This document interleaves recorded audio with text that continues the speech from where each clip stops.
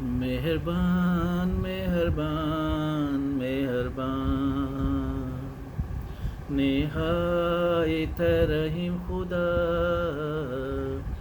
مہربان مہربان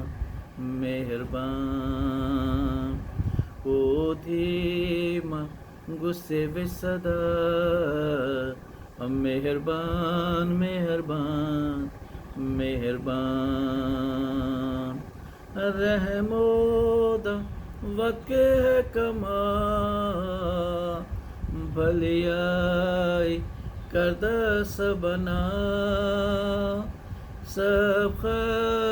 کا دوستو ہے نہال، مہربان مہربان مہربان۔ بے شک خداوند کی مہربانی باکمال ہے جو ہمیں حاصل ہوتی ہے، اور ایسی مہربانی ہم کہیں اور سے حاصل نہیں کر پاتے۔ یہ مہربانی صرف ہمارے خدا کے وسیلہ سے ہمیں حاصل ہے، اور یہ مہربانی ہمارے خدا یسوع مسیح نے ہم پر ظاہر کی۔ خداوند کی اس مہربانی پر غور کیجیے گا۔ جب خدا یسوع مسیح نے مقدس متی رسول کی معرفت لکھی انجیل اس کے 23ویں باب کی 37ویں آیت میں اس مہربانی کا ذکر کرتے ہوئے خداوند کے وعدے کا بھی ذکر کیا۔ خدا یسوع مسیح نے کہا، اے یروشلم اے یروشلم، تو جو نبیوں کو قتل کرتا اور جو تیرے پاس بھیجے گئے ان کو سنگسار کرتا، کتنی بار میں نے چاہا کہ جس طرح مرغی اپنے بچوں کو پروں تلے جمع کر لیتی ہے، اسی طرح میں بھی تیرے لڑکوں کو جمع کروں، مگر تم نے نہ چاہا۔ خدا یسوع مسیح کا یہ کلام، یہ وعدہ، یہ مہربانی ہمیں یاد دلاتی ہے کہ واقعی خدا کی مہربانی جو ہم پر ہے، کیا یہ عجیب و غریب اور مہیب ہے اور باکمال ہے، اور ایسی مہربانی ہم کہاں سے حاصل کریں گے؟ خدا نے بڑے واضح طور پر کہا، اے یروشلم تو جو نبیوں کو قتل کرتا اور وہ جو تیرے پاس بھیجے جاتے ہیں ان کو سنگسار کرتا ہے۔ اس بات پر غور کریں کہ جب خدا یسوع مسیح ہمیں یہ کہتا ہے کہ اے یروشلم تو جو نبیوں کو قتل کرتا اور جو تیرے پاس بھیجے گئے ان کو سنگسار کرتا ہے، کیا مراد ہے، کیا معنی ہے؟ تو بھی جب تو قتل کرتا ہے اور سنگسار کرتا ہے، تو بھی یہ مہربانی میں تجھ پر ظاہر کرتا ہوں کہ جس طرح مرغی اپنے بچوں کو اپنے پروں تلے جمع کر لیتی ہیں، میں تیرے لڑکوں کو اپنے پروں تلے جمع کر۔ یعنی اے یروشلم کے رہنے والوں، اے برگزیدو، اے ایمانداروں، تم جو نبیوں کو قتل کرتے ہو، سنگسار کرتے ہو، اس بات پر غور کریں کہ تم قتل کرتے ہو، سنگسار کرتے ہو، پھر بھی میں اپنی مہربانی تم پر یہ ظاہر کرتا ہوں کہ جس طرح مرغی اپنے بچوں کو اپنے پروں تلے جمع کر لیتی ہے، میں بھی تمہارے بچوں کو اپنے پروں تلے جمع کرنا چاہتا ہوں، انہیں محفوظ کرنا چاہتا ہوں، انہیں سلامتی عنایت کرنا چاہتا ہوں، اگرچہ تم قتل کرنے والے اور سنگسار کرنے والے۔ یہ مہربانی جو خدا ہم پر ظاہر کرتا ہے۔ مقدس پطرس رسول کے دوسرے خط میں ہم اس مہربانی کے بارے میں ذکر پڑھتے ہیں کہ خداوند اس لیے یہ مہربانی ہمارے خدا یسوع مسیح کے وسیلہ سے ہم پر ظاہر کرتا ہے کہ وہ کسی کی ہلاکت نہیں چاہتے۔ دوسرا پطرس کے 3 باب کی ہم 9ویں آیت میں پڑھتے ہیں،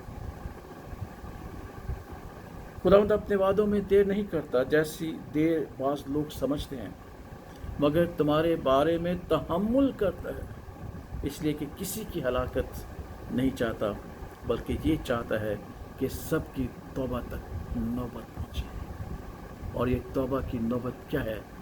کہ ہم اپنے آپ کو تیار کریں، اگرچہ ہم نبیوں کو قتل کرنے والے ہیں، اگرچہ ان کو جو ہمارے پاس بھیجے جاتے ہیں سنگسار کرنے والے، اس بات پر غور کریں، قتل کرنے والے اور سنگسار کرنے والے ہیں، تو بھی خداوند ہماری ہلاکت نہیں چاہتا بلکہ ہمارے بارے میں تحمل کرتا ہے ताकि हमारी नौबत तौबा तक पहुँचे, यानी हम अपने आप को तैयार करें इस बात के लिए कि हमारी निजात सवाए हमारे खुदा यीशु मसीह के और कहीं नहीं है। इसलिए हम दौड़ कर उसके पास जाएं और उसके पैरों तले झुक जाएं, क्योंकि वही है जो खुदावंद के गज़ब को, खुदावंद के कहर को हमसे टाल सकता है और उससे बचा सकता है। इसलिए जो मुक़द्दस पौलुस रसूल इस वक्त की अहमियत को हमारे सामने रखते हुए कहता है कि हमें इस वक्त की अहमियत को और खुदावंद की इस मेहरबानी को याद रखना है, भूलना नहीं। इसलिए रोमियो उसके दूसरे बाब और उसकी चौथी आयत से यूँ खुदा का खादम हम कलाम होते हैं। रोमियो उसका दूसरा बाब उसकी चौथी आयत, या तो उसकी मेहरबानी और तहम्मुल और सब्र की दौलत को न चीज़ जानते हैं और नहीं समझता कि खुदा की मेहरबानी तुझको तौबा की तरफ माइल करती है, तुम्हारा ध्यान इस तरफ लगाती है कि तुम जो नबियों को कत्ल करते हो और वो जो तुम्हारे पास भेज जाते हैं उनको संसार करते हो। खुदावंद फिर भी नहीं चाहता कि तुम्हारी हलाकत हो, बल्कि खुदावंद चाहता है कि जिस तरह मुर्गी अपने बच्चों को अपने पैरों तले जमा कर लेती हो, मेरा इकलौता बेटा जो नजात है, जो मेरी शान और शौकत है, जिसे मैंने तुम्हारे लिए भेजा है, तुम भी उसके पैरों तले जमा हो जाओ ताकि आने वाले गज़ब और आफत से बच जाओ। क्योंकि हमारा खुदा जो मेहरबान है और जो उसकी मेहरबानी बाकमाल है, वो किसी की हलाकत नहीं चाहता। इसलिए मुक़द्दस पौलुस रसूल कहता है, खुदावंद की इस अजीम और बाकमाल और अजीब और गरीब और मुहीब मेहरबानी को न चीज़ न समझें और वक्त को गनीमत जानें और इस बात पर गौर करें कि ऐ यरूशलेम, तो जो नबियों को कत्ल करता और वो जो तेरे पास भेजे गए उनको संसार करता है। कितनी बार मैंने चाहा तेरे लड़कों को, तेरे बच्चों को, तेरी नस्ल को, तेरी औलाद को तुझे अपने पैरों तले जमा कर। क्या इस कलाम पर हम गौर करते हुए क्या हम इस बात की ख्वाहिशमंद हैं कि हम इस खुदावंद की जिसने हमसे मोहब्बत की है उसकी मेहरबानी को हक़ीक़ी न जानें और यूँ ही रायगा न कर दें, बल्कि उसकी मेहरबानी और उसके तहम्मुल के सब्र को अपने लिए दौलत समझें। क्योंकि हम जो नबियों को कत्ल करते और संसार करते हैं, फिर भी खुदा